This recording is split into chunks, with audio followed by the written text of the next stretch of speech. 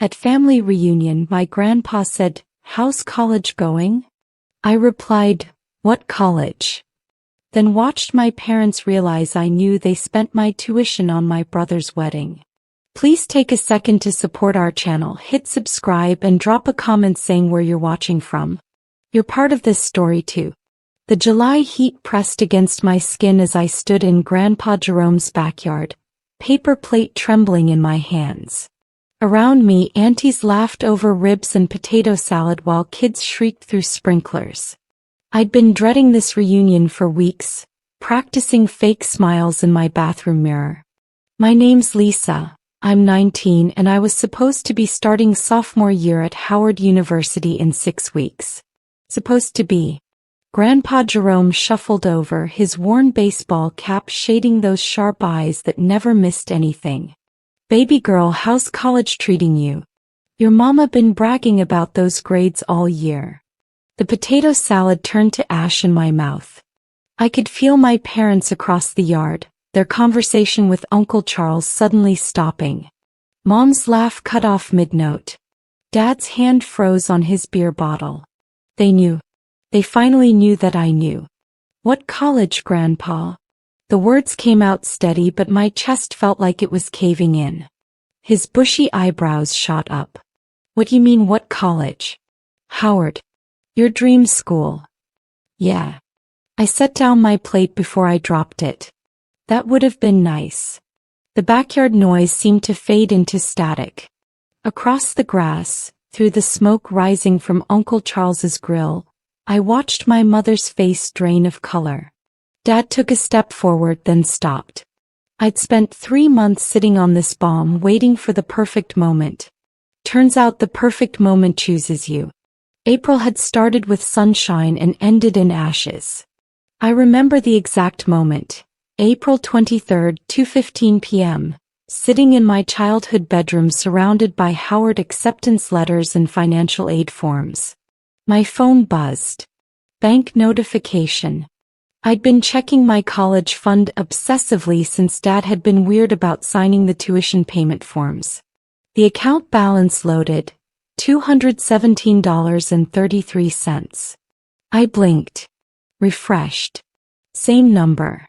My college fund, the one my parents had contributed to since I was born, the one with roughly $47,000 last time I checked in January, was empty.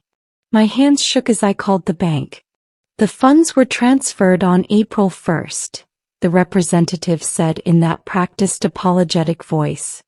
"To a checking account under the same names. Your parents would need to authorize any information about where those funds went." I hung up and sat in the silence of my pink and white room. Posters of Michelle Obama and Zora Neale Hurston stared down at me. High school debate trophies lined my shelf. Everything I'd worked for. April 1st. That was the day after my brother Ezekiel's engagement party, where Mom had cried about planning the wedding of the century for her firstborn son and his fiancée Destiny. I started paying attention after that bank statement. Really paying attention. Suddenly, Mom's constant wedding chatter wasn't just annoying, it was evidence. The venue deposit was $20,000, but it's at the Ritz-Carlton, baby. Mom gushed to Aunt Charisse on speakerphone while I pretended to study at the kitchen table. "Charles deserves the best." 20,000. My stomach twisted. I kept my face blank, highlighting the same sentence in my biology textbook over and over. "And Destiny's dress? Girl, we went to this boutique in Manhattan. 8,000, but when you see her walking down that aisle." Mom's voice got dreamy. I did the math in my head. 28,000 so far. Dad came home that evening with catering menus.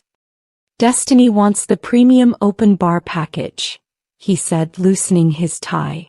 "Another 12 grand, but it's my son's big day. 40,000 total.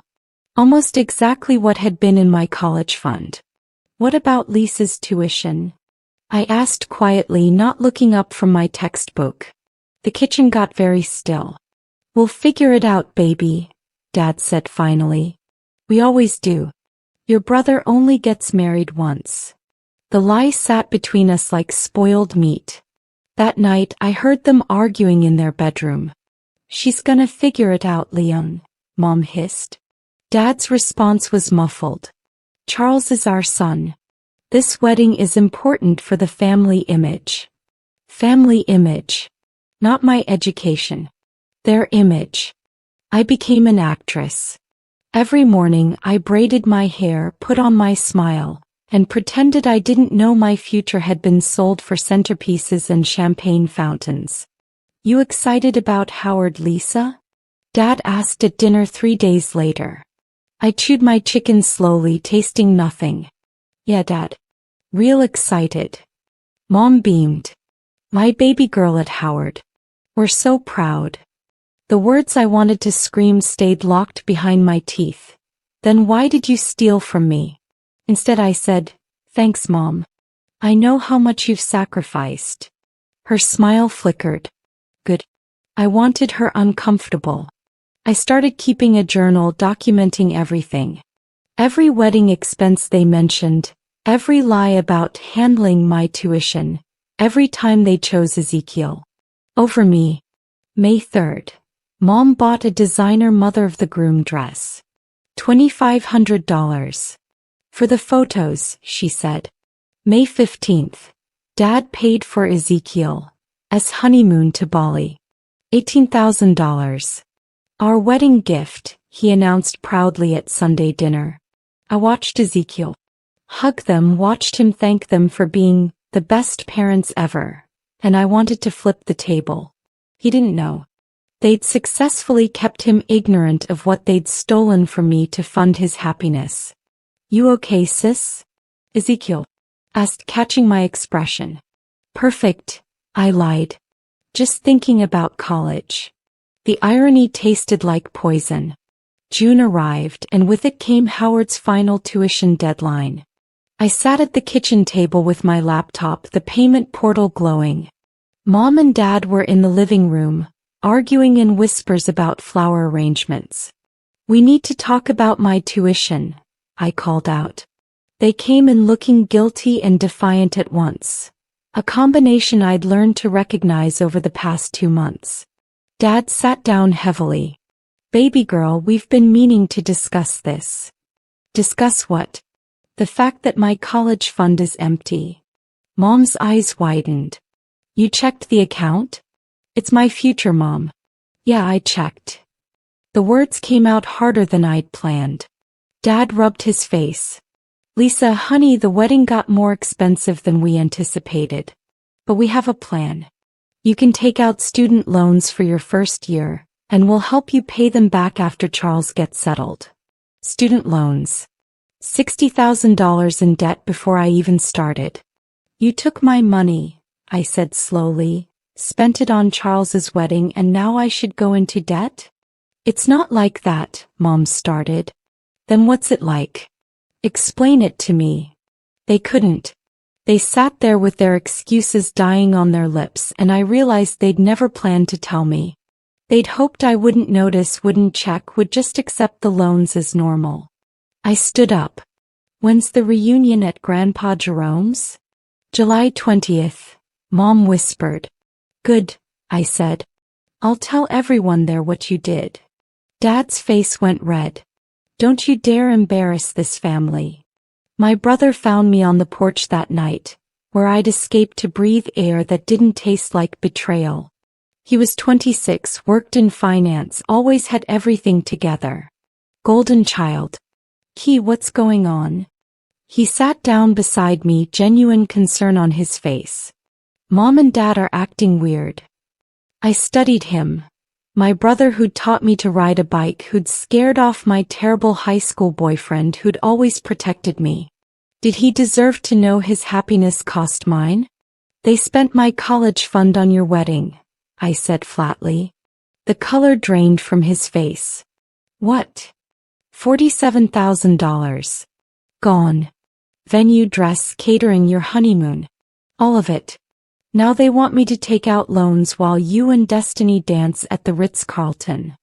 Ezekiel stood up fast, his chair scraping. "That's not, they wouldn't." Check your wedding bills, Charles. Add them up. He pulled out his phone with shaking hands, texting someone, probably Destiny. I didn't know, he said finally. I swear to God, Lisa, I didn't know. They said they'd been saving for this. They had been saving. For me. My voice cracked. For my education. My future. But I guess that didn't matter as much as your open bar. His face twisted. Don't. I'll fix this. How? The money's spent. The wedding's in 3 weeks. Ezekiel. Pace. I'll cancel it. Don't cancel your wedding, Charles. I'm not the villain here. But I could see the wheels turning in his head, guilt and anger warring. What are you going to do? Destiny showed up the next morning and I knew immediately Ezekiel had told her. Her designer purse probably cost more than my monthly groceries. She'd never worked a real job in her life. Ezekiel supported her influencer career that consisted of posting gym selfies. We need to talk, she announced, barging into my room without knocking. I looked up from my laptop where I'd been researching scholarship applications. Charles told me about this college fund nonsense. Nonsense. The word hit like a slap. It's not nonsense. It's theft. Destiny rolled her eyes, leaning against my doorframe. Don't be dramatic, Lisa. Your parents made a choice to invest in their son's future. Marriage is important. You can go to community college or whatever. Something in me snapped. Community college or whatever. I got into Howard. Full academic scholarship for tuition, but I still need money for housing, books, food. That's what the fund was for. So get a job, Destiny said, examining her nails. That's what normal people do. Not everyone gets handed $40,000. The audacity. My parents saved that money for me. They had no right to give it to you. He smiled sharp cold. They gave it to their son. For our wedding. Which is happening at the Ritz-Carlton in 3 weeks, whether you like it or not. Stop trying to guilt-trip everyone. I stood up slowly. Get out of my room. Gladly.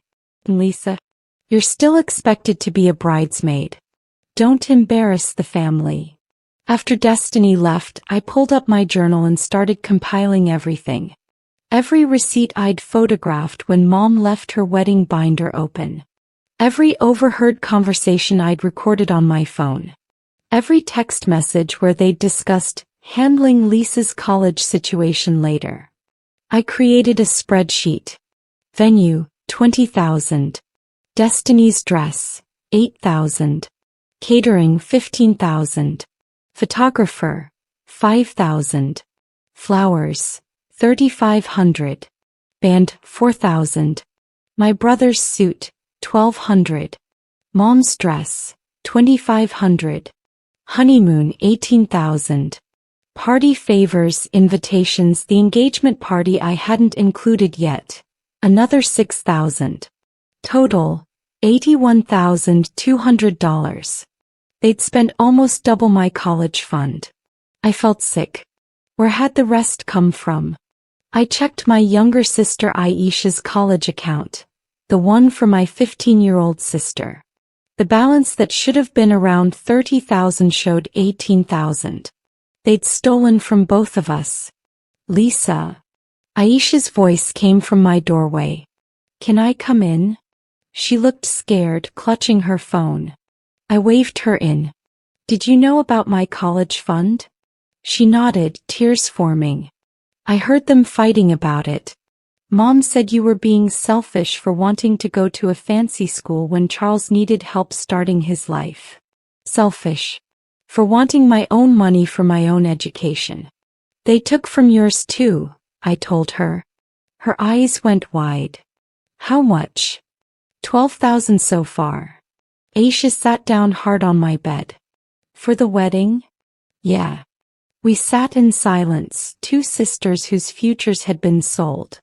What are we going to do? She whispered.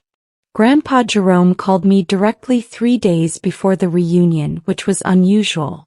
He usually went through Mom. Lisa, baby, you coming to the reunion? His voice was warm, familiar, safe. Yes, sir. Good. Your grandmother and I want to hear all about Howard. We're so proud of you, following in your great-aunt Dorothy's footsteps. Great-aunt Dorothy had been the first in our family to graduate college, back in 1963. She'd fought through segregation and poverty to become a teacher. Her story had inspired my own dreams. Grandpa, can I ask you something? Anything, baby girl. I took a breath. If someone stole something from you, something really important, would you want the family to know? Silence stretched. Then, that's a heavy question. This about your college money? My heart stopped. How did you know? Your daddy came to me last month asking to borrow $20,000. Said it was for Charles's wedding, that they'd pay me back. I asked him about your tuition and he got real uncomfortable, changed the subject. Grandpa's voice hardened. I told him no. Told him he better not be doing what I thought he was doing. He did it anyway. Then the family needs to know, Grandpa said firmly. Dorothy didn't fight her whole life for her great-niece's education to get stolen for a party. You speak your truth at that reunion, Lisa. I'll back you up. I cried then, the first real tears I'd shed since April. Someone believed me. Someone cared. Ezekiel's rehearsal dinner was 2 days before the wedding, 1 day before the reunion. Destiny had insisted on an elaborate affair at a downtown restaurant. Another $4,000. I wore black. You look like you're going to a funeral, Mom hissed as we walked in. Maybe I am, I replied. The room sparkled with champagne and fairy lights. Destiny's family, old money, the kind that came with trust funds and summer homes, mingled with our relatives. The contrast was stark. Her mother looked at us like we were performers at her daughter's circus. During dinner, Destiny's father stood up to give a toast. To my daughter and her husband-to-be, may they have every opportunity in life. Every opportunity. Built on stolen dreams. I stood up. The room went quiet. I'd like to say something, I announced. Ezekiel's eyes went wide with warning. Dad half stood from his seat. To family, I said, raising my water glass. The people who are supposed to support your dreams, not steal them to fund someone else's party. Destiny gasped. Her mother's face went cold. What is she talking about? Destiny's mother demanded. Mom tried to laugh it off. Lisa, sit down. No. My voice carried across the restaurant. Everyone here should know that my parents took $47,000 from my college fund, money saved since I was born, and spent it on this wedding. They also took $12,000 from my 15-year-old sister's fund. The room exploded. Destiny's family looked horrified. Our relatives started talking at once. Ezekiel buried his face in his hands. So when Grandpa Jerome asked me about college the next day at the reunion with the whole family gathered, I was already past the point of no return. What college, Grandpa? I repeated louder now. The backyard conversation stopped like someone had cut the sound. My college fund is empty. Mom and Dad spent it on Charles's wedding. Grandma Ruth's hand flew to her mouth. Aunt Cherise's eyes narrowed at my mother. Uncle Charles set down his grill tongs. That's not entirely true, Mom started, her voice shaking. Explain it then, Grandpa Jerome said coldly, moving to stand beside me. Explain to everyone here how Dorothy's legacy got spent on ice sculptures. Dad tried damage control. It's complicated. The wedding costs exceeded $47,000, I interrupted. Plus $12,000 from Aisha's fund.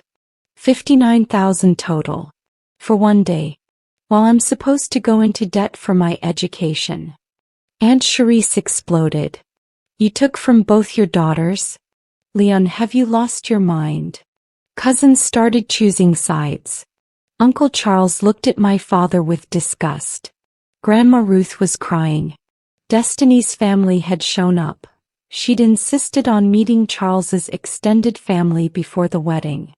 Now her mother whispered urgently to her father, both looking at my parents like they were criminals. This is inappropriate, Destiny's mother declared. Discussing family finances at a public gathering. This isn't public, I shot back. This is family. And family should know when two children got robbed by their own parents. Ezekiel stood frozen between his bride-to-be and his sister, his face a mask of misery. The reunion dissolved into chaos. Relatives pulled my parents aside for heated discussions. Destiny's family left early, her mother's parting words loud enough for everyone to hear. We'll be reconsidering some things. Ezekiel found me by Grandpa's rose garden where I'd escaped. His eyes were red. The wedding's off, he said. My heart sank despite everything. Charles, not cancelled. Postponed. Destiny and I are paying for it ourselves. Smaller venue, fewer guests. Her parents agreed to help, but we're not taking another cent from Mom and Dad. He sat down on the garden bench. I'm also giving you $20,000. I stared. What? I have savings. It's not everything they took, but it's what I can spare right now. Destiny agreed. It was actually her idea after she realized what happened. But at the rehearsal dinner she said, she didn't know the full amount. He thought it was like $5,000, not your entire fund. When I told her everything last night, she was horrified. Ezekiel, voice cracked. I'm so sorry, Key. I should have asked questions. Should have wondered why they were so generous. It's not your fault. Isn't it? I benefited. That makes me complicit. He pulled out his phone, showing me a bank transfer confirmation. $20,000 sent to my account an hour ago. I burst into tears. Angry, relieved, grateful tears. My brother held me while I sobbed. It's not enough to fix everything, he said. But it's a start. 2 months later, I stood in my dorm room at Howard University. The view wasn't spectacular, just a parking lot and other buildings, but it was mine. Ezekiel. As $20,000 had covered my housing deposit and first semester's living expenses. Grandpa Jerome had given me $5,000 more, calling it Dorothy's Legacy Fund. Aunt Charisse had organized a family collection that raised another $8,000.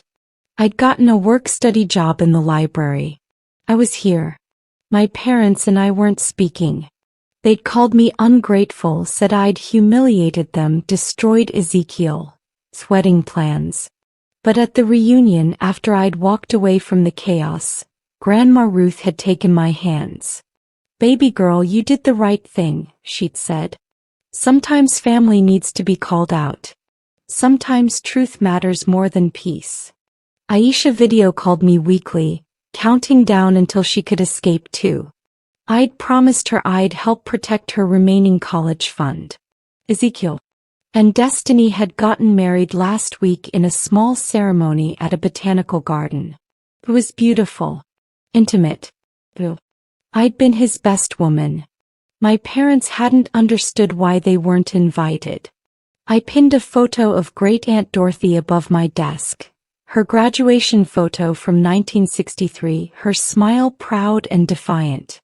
She'd fought for her education against impossible odds. I'd fought for mine too, just against different enemies. My phone buzzed. A text from Mom. When are you coming home? I typed back, I am home. And finally, after everything, I meant it. The life I'd fought for was finally beginning.